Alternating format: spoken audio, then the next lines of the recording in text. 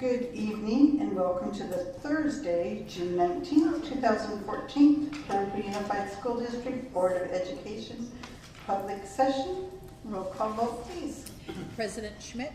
Here. Trustee Mendez. Here. Trustee Hernandez. Here. Trustee Johnston. Here. Trustee Schaefer. Here. Thank you. And Mr. Mendez, would you lead us in the flag salute, please? Please join me in our flag salute. Put your hand over your heart. Ready? Begin. I pledge allegiance to the flag of the United States of America and to the republic for which it stands, one nation, under God, indivisible, with liberty and justice for all.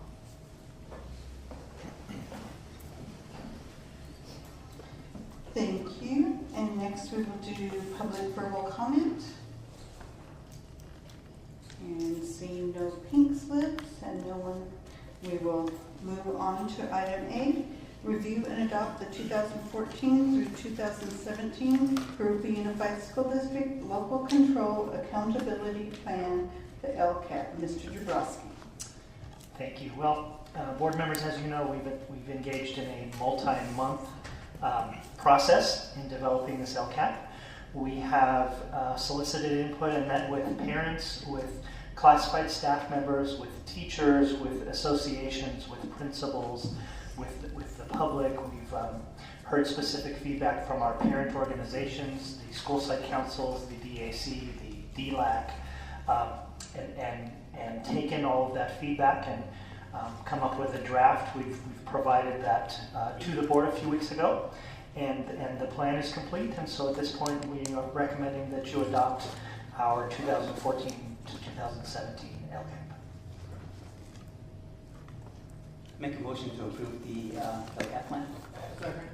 Have a motion by Mr. Mendez, a second by Mr. Hernandez. Any questions or comments? Mr. Schaefer.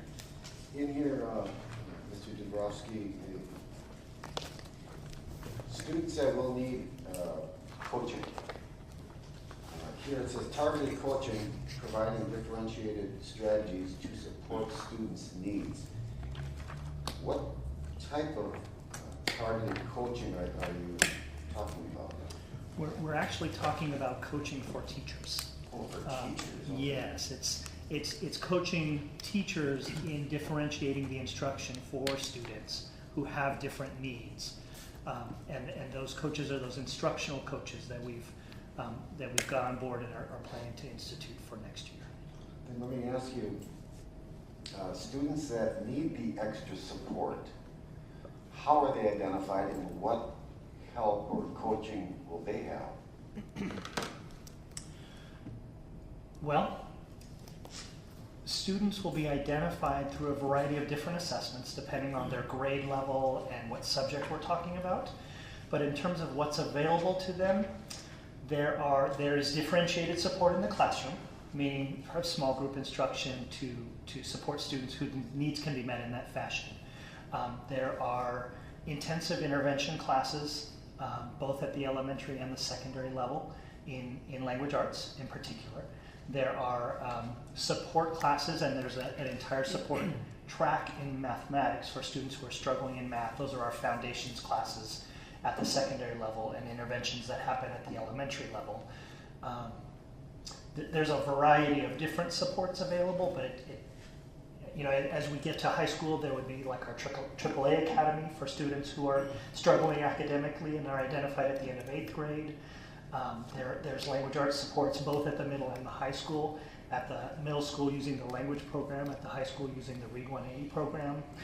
I could go on and on, but there are a variety of different avenues for support, and they depend on the grade level and the level of need.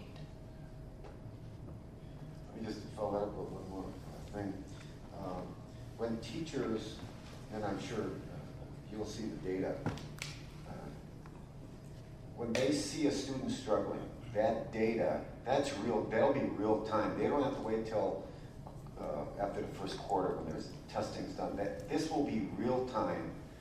You'll analyze the data, and let's take math. Blended math is going to be difficult for students, or with Common Core, this blended math. I hope it works, I really do. But let's say they identify a student that's having difficult time. It'll be real time. They will be able to just. Yes. Let me describe, I'll just take, say, third grade as an example. But in all of our grade levels, we now have these units of study that last roughly 4 to 6 weeks long. There's a pre-test and a post-test that all students will take across the district that was developed by teachers to see whether they're mastering the important concepts of that brief period of time. That test will be given, scored, and analyzed within just a few days. And you may recall at our last board meeting, you approved a purchase of several scanners, which are where school sites will be able to quickly analyze those results and get reports back to know which students are struggling. And then in those units, at the very end of each unit, there's built in what they call reteaching time. So we teach the unit, the students experience the unit, they take the test, and those students that are struggling, they get immediate support in that time. And it's, say, at a third grade school, or at an elementary school in a third grade class, there may be 3 third grade classes. The teachers gather together, they look at those students, and they determine that this group of students need real help in multiplication. So they gather those students together, and the other students who have mastered it may be getting some enrichment during those reteaching days, but the students that really need the support are going to get it immediately before we move on to the next unit. So I'm not confused. That testing we talked about, is that part of the Smarter Balance? No.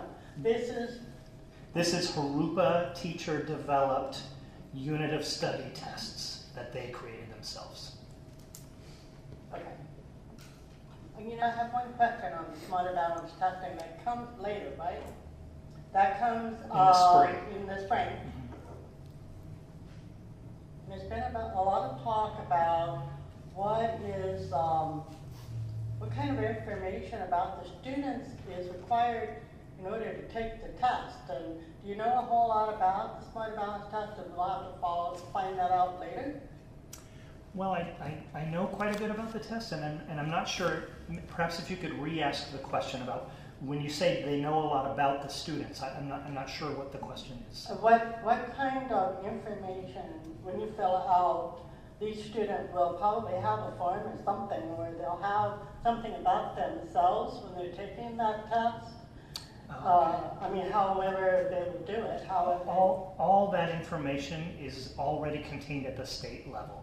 So the students are taking the test on a computer. They're just going to log into the computer, but all that information that you're talking about is already in the system that is maintained by the state. And it's no different than what the other state tests have been. It's just basic economic, have your parents graduated from college, what economic level.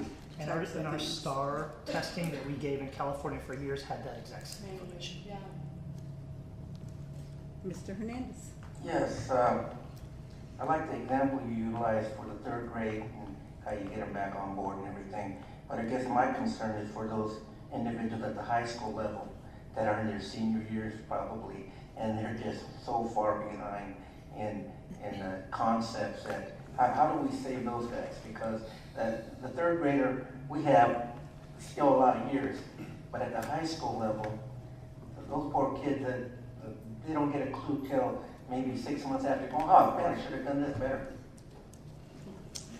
Well, we have some large-scale interventions like Nueva Vista, and we are adding capacity at Nueva Vista for students to be able to get to where they're graduating, and that's more specifically as they fall behind on credits, but often that comes as a result of just what you mentioned.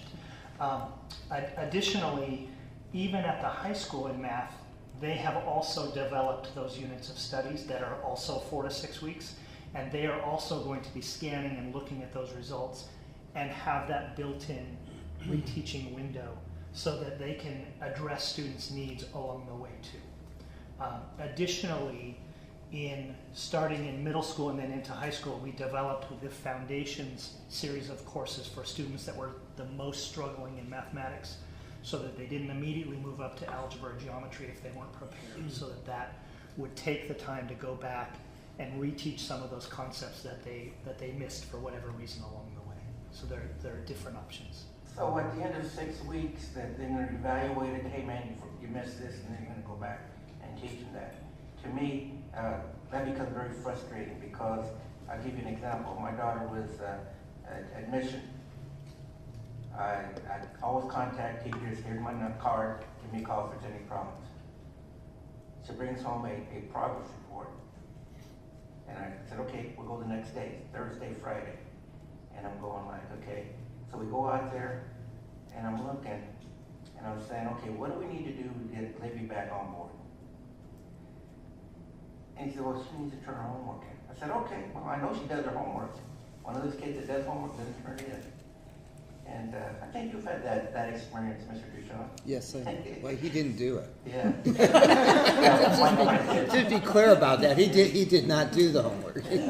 but with that,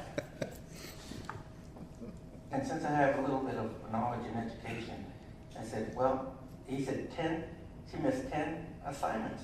And I kind of looked and said, man, you should have let me know when she missed one. We would have had an attitude adjustment period. And so I said, okay, we're going to have all this done by Monday. We're going to work out, we're going to knock them out, because I know she probably got some of these things laying around. And my question to the teacher then was, hey, if she doesn't understand the concepts that are being taught during these homework assignments, then how do we work together to get her back on board and on track? And his question, answer to me was, oh, I don't worry about that. He wasn't checking the homework, and he would learn when she took a test if she knew it or not. And to me, that's hard for a kid, because now the kid fails at that one section, and everybody else keeps moving forward, and they still back here, and the teacher has to keep moving. He's not going to divide the class. Okay, you said, little John, you sit over there on that table by yourself because you know nothing. But he's got to keep everybody going at the same pace and still try to work with his student. So what kind of tools do we give the teachers? Because you're talking about coaching, and I hope there's some strategies in there to help them deal with something like that.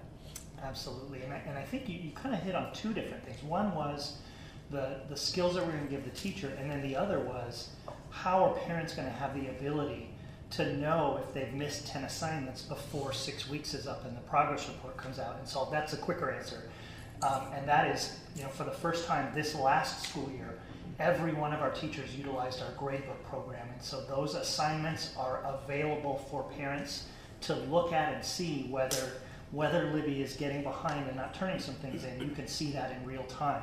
And there are some built-in notifications that we're moving towards using as well that might notify you even quicker than that, and perhaps send you a text that says there's some assignments missing. Let's take a look at this before it's progress report time. So, but then when it comes to strategies teachers can use, I'll give you one example, and that was, you'll recall when John Ellen was here and he talked about our balanced math program, and that's something our teachers are in there, have completed 2 years of training now for in secondary and 6th grade at least. And it contains something called daily math review. And it's the first 10 to 15 minutes of the lesson. And it's a concept that is taught across the class that is perhaps a concept that's going to be important for them to master the next thing, or perhaps a thing that they showed that they hadn't mastered from before. And it comes with a little assessment that happens every 2 weeks. The teachers give a quiz. And the entire class continues to do that without regard to they've got to move on or they've got to follow the pacing. So everybody's got to get that before they move on to the next thing. So that's just one example of a strategy that teachers have learned just in the last year or two, depending on their grade level, that will really support a missing concept that perhaps a small group of students haven't gotten, or perhaps a large group of students haven't gotten. And we've given the teachers that ability to do that. And it's been extremely successful. So the coaches have varying experiences as either coaches for this balanced math program already and now joining the district as a coach, or particular involved in the development of the units of study, so they're intimately familiar with what strategies could be used by teachers in that unit of study. So I think there will be lots of different strategies that have begun being implemented already, and that will continue to refine and get better.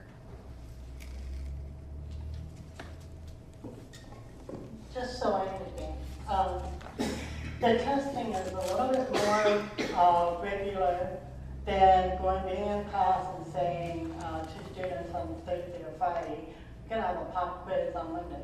So this way, all students are at the same place, it's testing regularly within a couple of weeks period, and you will know whether or not they're behind, they're right on. Yeah, all students will be, all across the district, will be taking a regular assessment at regular intervals, and that will be the same assessment all the way across. Now, that's not to say that teachers, because they will do assessment along the way. The teacher's not going to wait 6 weeks to check in and see if the kids are doing a good job. So it may be that today there's a quiz, or it may be that there's a writing assignment, or it may be that there's some math problems we're going to work on, so that I know as a teacher that all my kids are progressing appropriately. But then on top of that, all across the district, they will take regular assessments. I think both of you are kind of hitting on something that's a major change in education. In the good olden days, we believed that teachers would provide their best teaching, and it was the responsibility of the students to learn it or not. And then at the end of the year, we'd assess the students, and if they didn't do well, it was their fault. And if they did well, we did a good job. It was their responsibility. The change is, and it's much more significant than it sounds, is not on what we teach, but it's on what kids learn. So even beyond formal tests, teachers are doing constant assessment of the children in their class. On a daily basis, even as part of the balanced math, a teacher will be walking through the whole classroom assessing how each student is doing in terms of solving the problems. And so it's much more ongoing, and it started really 10 or 12 years ago with professional learning communities and a whole focus on students and on learning. You know, kind of our old picture of the great teacher was the teacher who stood up in front of the class and entertained people for an hour or for the whole day. Now, our best teachers aren't necessarily those teachers that are theatrically good. They're teachers who really make sure kids learn. So, I had a question in regards to closing the achievement gap.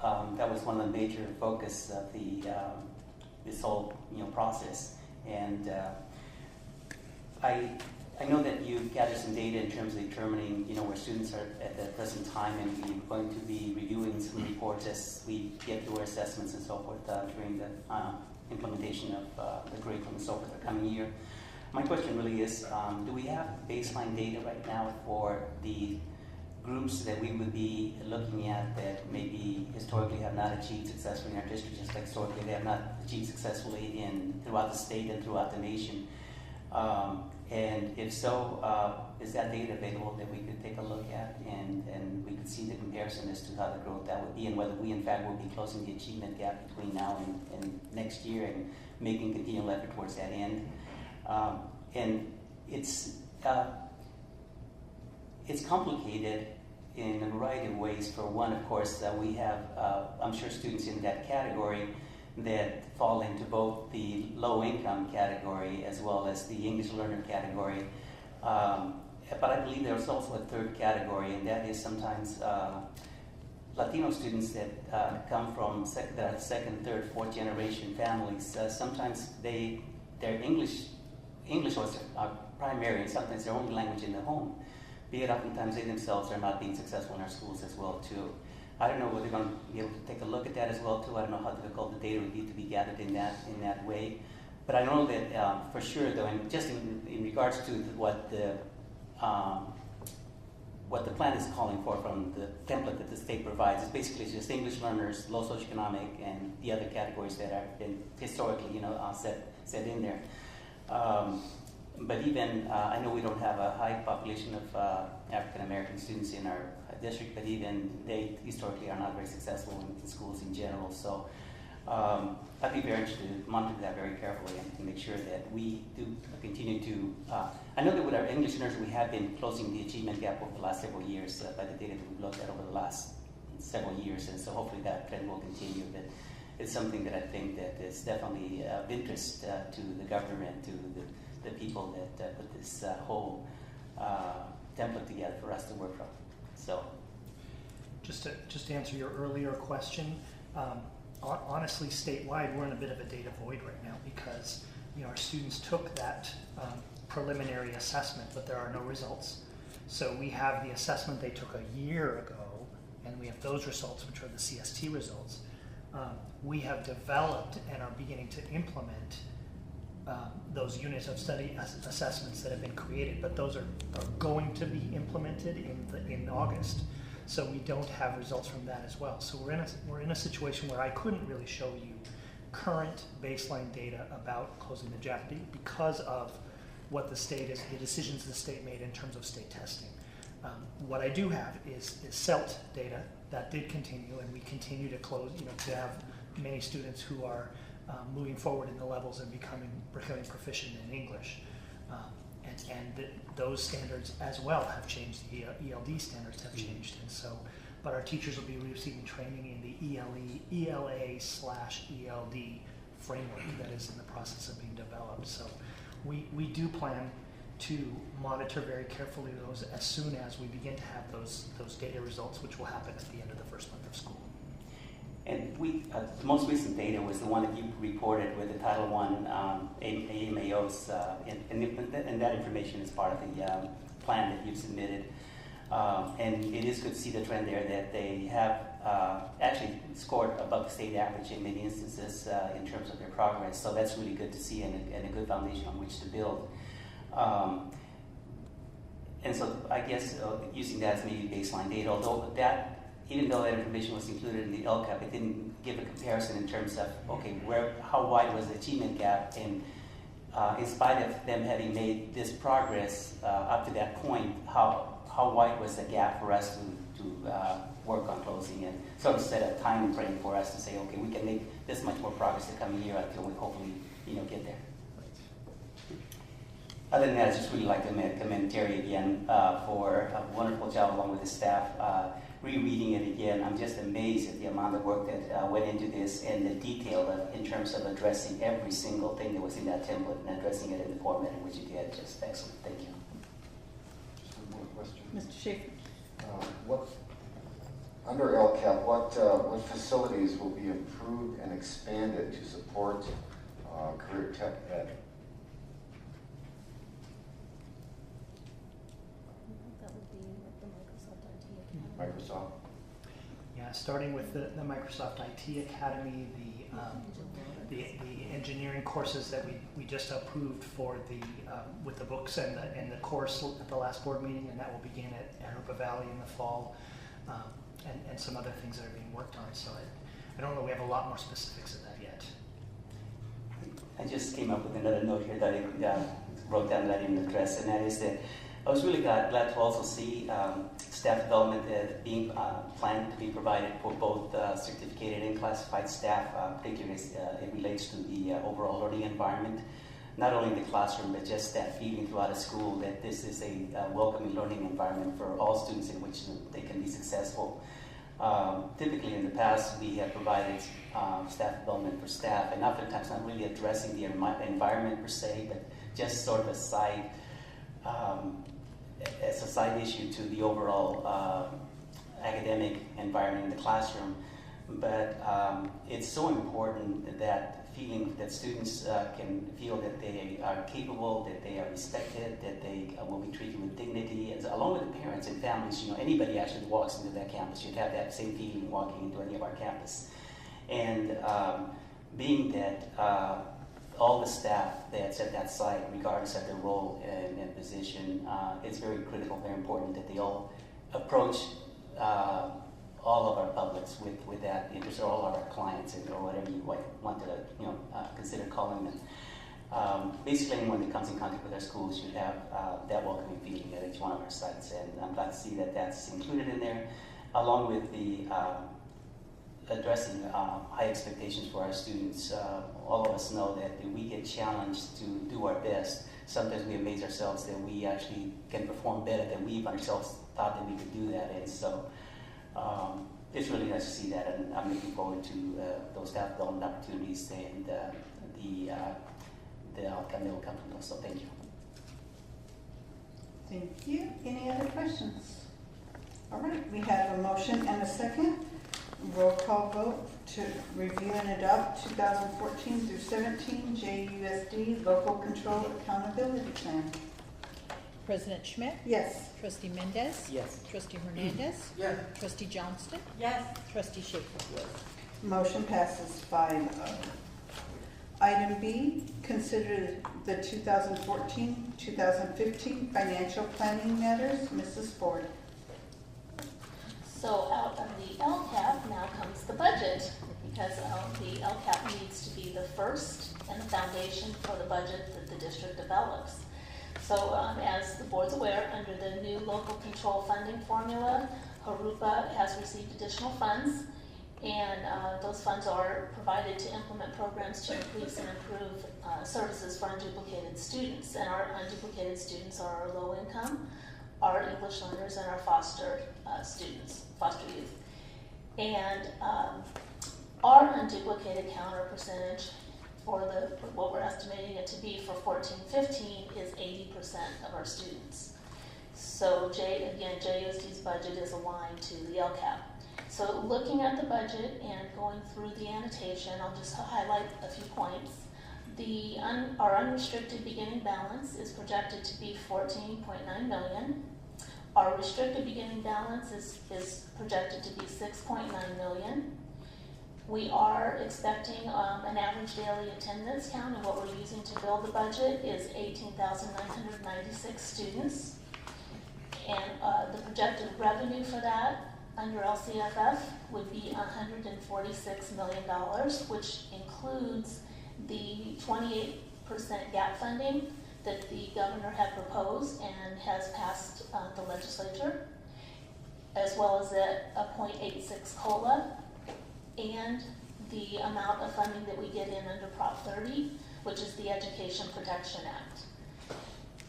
When we include the restricted and our other state and local revenues, the total combined revenue for 14-15 is projected to be $179 million.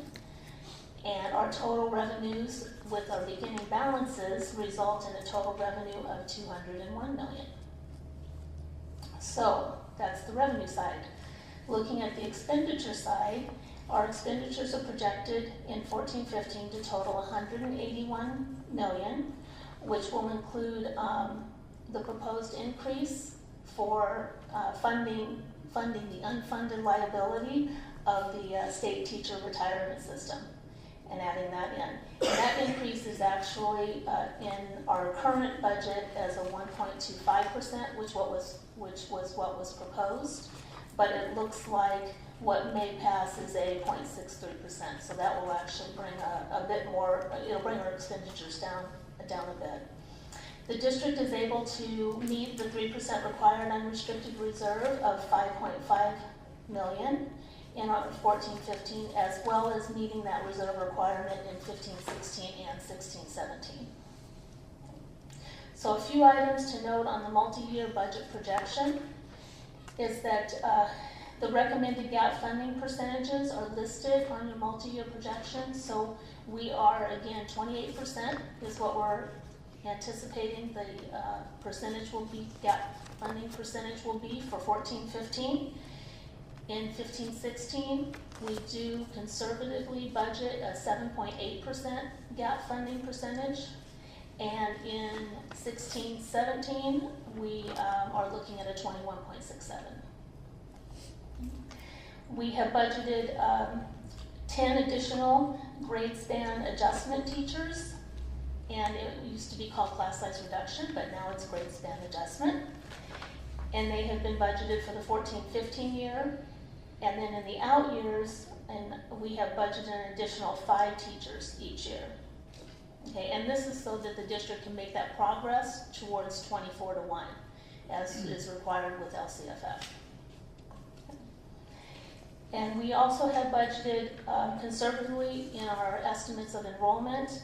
We're estimating a decline of 67 students in 14-15, and we're estimating flat enrollment for 15-16 and 16-17.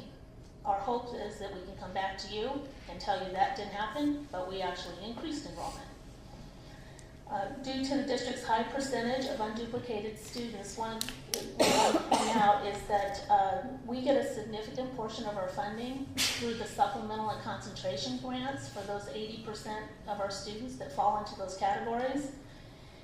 And since that's the case, while the funds are very much welcomed, the district is realistic, and we're aware that in a poor funding year, those would be the first funds that would go. And that means that our particular district would be hit harder than others that aren't in that situation with that high percentage of unduplicated students. So we have built in an LCFF reserve of $4.6 million for the 14-15 school year. So the budget figures are based on the information that we have so far. And again, the budget has passed the legislature, so now it's sitting on the governor's desk, and we are waiting to hear if it passes is passed by the governor, but we fully expect that it will be.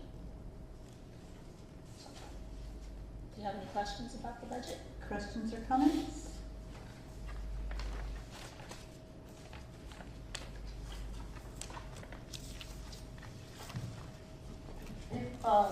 If our student projections are coming low or lower than the students we actually get, we're going to be ahead, aren't we? If it so happens that we get more students from the new development and begins in this coming year, then so you're just hitting on the low side just in case. So we're ahead to get more students, right? Yes. If our enrollment is higher than it was in 13-14, then we could actually use that enrollment number, and then we would be above. Yes, and we would get additional funding for that. And we believe that we could absorb some additional students then, because we're anticipating a lower enrollment. So they've already sold out in the first phase in one of the developments. So if we have a more positive, I don't know how many we can absorb, but so you're asking I just want to make sure that I understand. yeah, that we probably can absorb any of the additional students. Hopefully. Yes, we have room. If we have K-6 students, we have room at Sky Country to take those students now. If we have 7-8, we have room at middle, and if they're high school, we have middle and Marijuana middle, and if they're high school, we have room at Jurupa Valley. Yes, absolutely. I have a question on the addition of additional staff, pretty much in a variety of areas. And my question is, are those temporary positions or are they permanent positions? Do you mean the coaches? As The an coaches, example? and then there are just several others throughout the budget that have been added, personnel that's been added, both classified and certificated in various positions. All of the positions that have been added right now we're considering permanent positions, and they're built into the 15-16 and the 16-17 budget years. That was my question. That'll cover us pretty much through the Prop 30 era of funding, and so beyond that, we'll just have to see what happens. Is that Yes, correct? that's correct. Thank you. Mr. Schaefer. Paula, thank you for meeting with me before these meetings to answer some of my questions. You're welcome. There was one question I forgot to ask. Page 21, other certificated salaries up by 180%. Is that the hiring of teachers to bring the student-teacher ratio down? Is this B? I'm sorry. Yeah, B, page 21.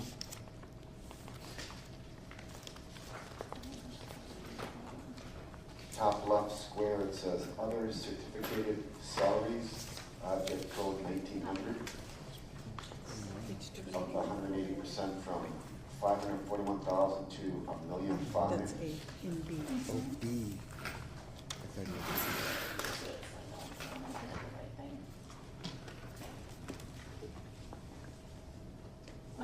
certificated teacher salaries?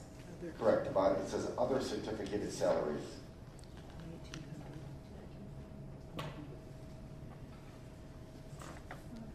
The one that's up 180%.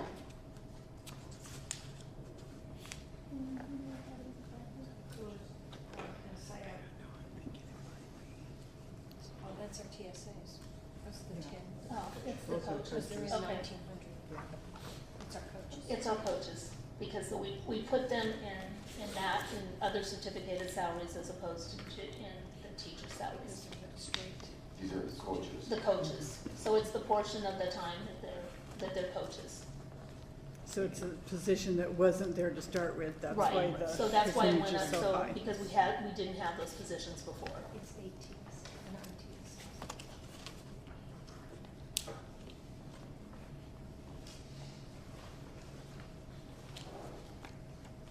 Any other questions? All right, we have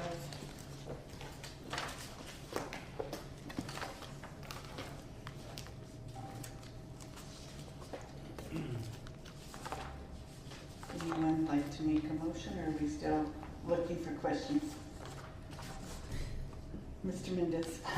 I'll make a motion to approve the 2014-15 general fund budget. Have a motion by Mr. Mendez, a second by Mr. Hernandez. Roll call vote, please. President Schmidt, Yes. Trustee Mendez, Yes. Trustee Hernandez. Yes. Trustee Johnston, Yes, Trustee Schaefer. Motion passes 5-0. Item B2 is to review and adopt the 2014-2015 budgets for special funds.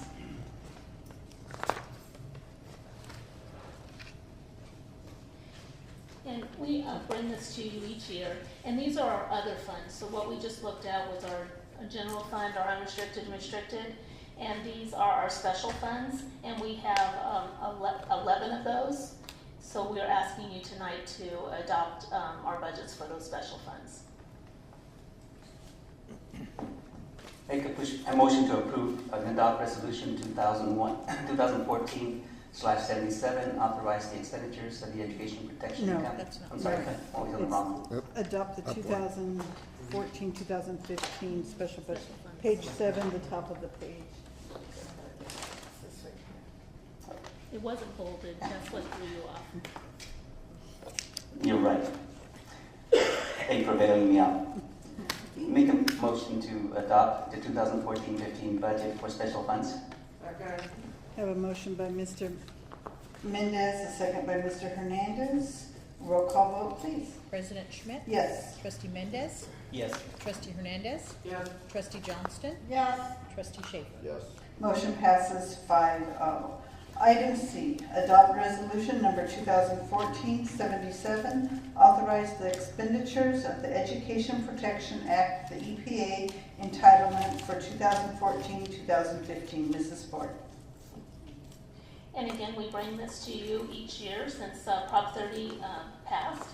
And this is to approve our Prop 30 tax initiative and improve our expenditures for that. Those are built into our budget, as I mentioned earlier. The language of the constitutional amendment requires that the funds cannot be used for, requires that the funds not be used for salaries and benefits of administrators or any other administrative costs. So all of ours are used for teacher salaries. And that is our EPA estimate is $17.9 million that will be coming in 14-15. Administration recommends the board adopt resolution number 2014/77, authorizing expenditures of the Education Protection Act entitlement for 2014-2015. Make a motion to approve resolution 2014/77. Have a motion by Mr. Mendez. Second. A second by Mr. Hernandez. Questions or comments? Mr. Schaefer. The entire amount will go toward teacher salaries. Is that what you said? Yes, we budgeted into the teacher salaries category.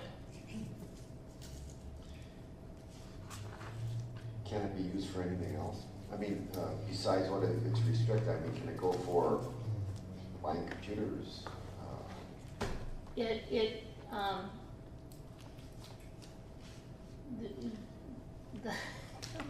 It's budgeted into our teacher salaries because it's kind of an offset of funding for us from the state. So we've always budgeted in teacher salaries. I believe the board actually approved that that's where it would be budgeted. So it's always been that way? Yes, yes. And when Prop 30 came in, the board actually approved that that's where we would actually allocate those funds. Mr. Hernandez? So when we lose those funds, then what do we do? That was what Mr. Mendez was mentioning, Okay. that at that point, then we have to look and see where we're at as far as the funding. The hope is that the LCFF will continue to fund, as they've identified that it will, to get us to the 2020-2021 level, to what's called the target, the LCFF target. If that's the case, then we would be able to absorb that and still be able to maintain those positions. So do we have a strategy in place just in case that doesn't happen and the economy in California does not improve the way the governor expects it to with the LCFF funding? Well, part of that strategy is maintaining that LCFF reserve. It would not necessarily make up that entire amount, but it would allow us to have a bit more protection so that we're not in a situation where, we would be having to make cuts. Okay, thank you. Now, the budget, the reserve has been limited by the governor, so does that restrict you, in your projections? How do you know that? See, I still have hope that he'll make a change on that, but I'm afraid I might not. That's actually fairly complicated. It only takes, some of it takes place in 15-16 school year.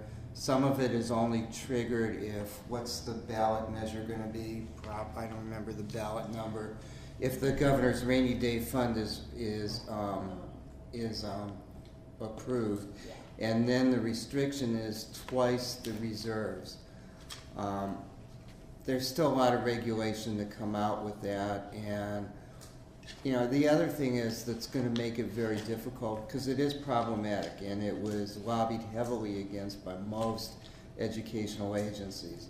The problem is that your LCAP is a 3-year plan, and exactly what you were asking about in terms of what's our backup. Our backup has been to keep healthy reserves, and that's what got most districts, particularly this one, through the last 8 years without having to lay staff off, was to take our flex funding of categorical programs, hold them in reserve, and spend them down over what ended up being a longer period than we thought it would have to be.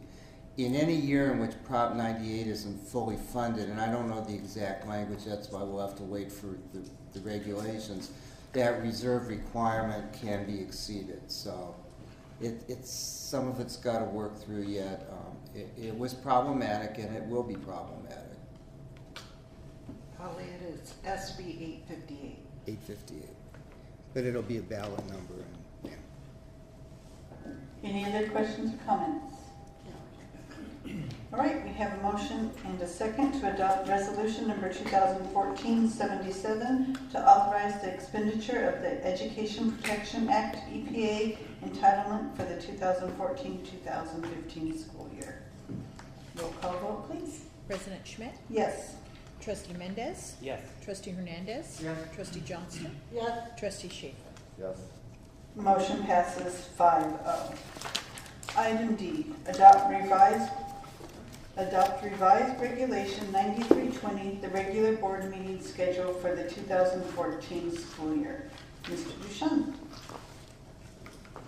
We currently have a meeting scheduled July 28th. Due to a number of scheduling things and plus the need to bring new staff on, we have that meeting on the 28th. We have a following meeting on the 4th now. We would like to move that meeting one day forward for a number of reasons, including helping the person to my left prepare the agenda and to meet other people's schedules.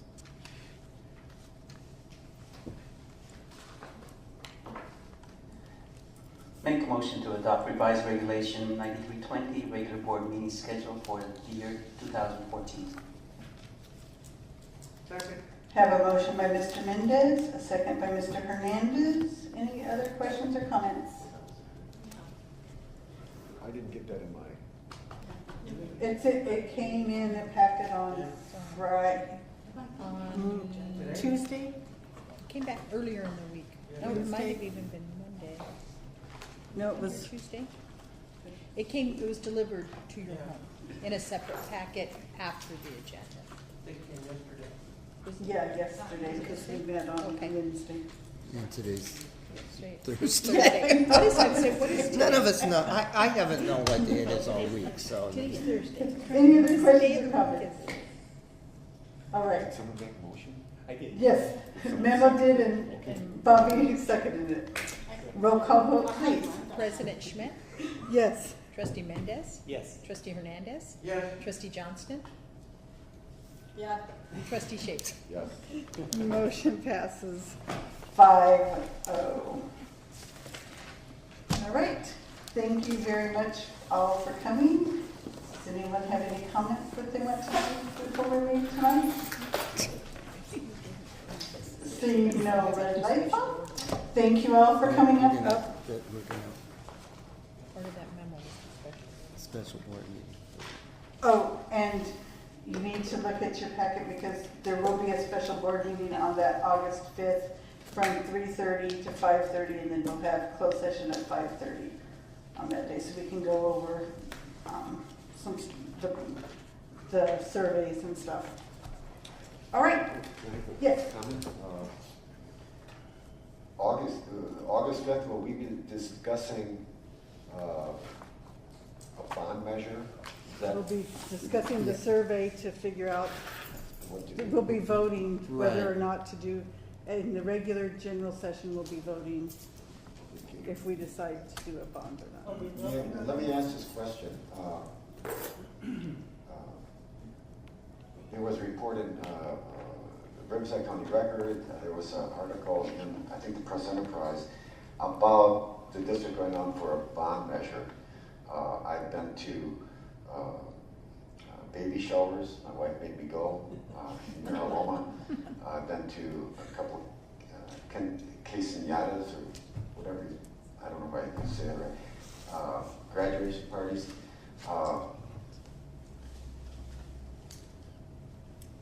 Is it possible, or could we discuss that there might be two bonds, one for facilities and technology and one for career tech education? Could we discuss that, whether or not that'd be plausible? And if so, a comprehensive plan on, if there is, what type of career tech are we looking at, what cost, and that? There is great interest out in the community on career tech education. Well, Okay. okay. I was going to say, if I remember correctly, the communication that was sent to us indicated that it was a study session.